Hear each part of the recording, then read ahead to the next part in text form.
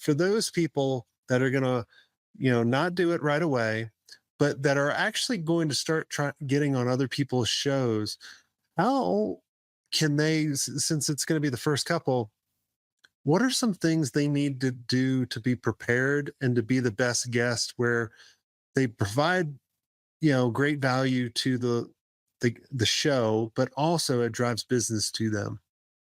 Right. So initially, in order to show up and be a great guest for the show, it's not all that different than what we were talking about in terms of pitching the show, but you want to have listened to some episodes before. You want to really be prepared for how a host opens a show. For example, if you have a unique way of opening your show, you don't want to be caught off guard by that. Like, for example, I listened to multiple episodes that you have released. And I knew that the first question you were going to ask me was the first question that you asked me because that's a very consistent way that you open your show. I was prepared for that answer.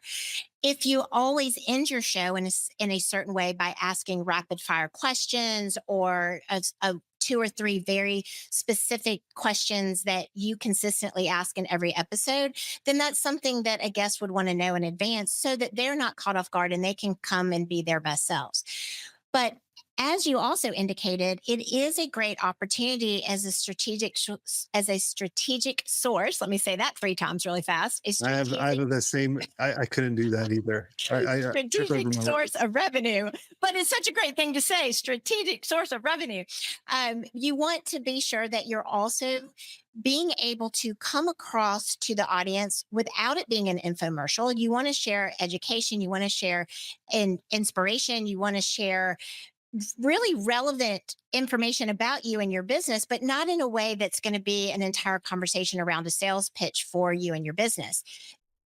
Level up your podcast with advice from the pros at Produce Your Podcast. Subscribe and hit the bell icon to stay updated. If you enjoyed this video, give it a thumbs up and share it with your network. For more expert tips and services, visit produceyourpodcast.com.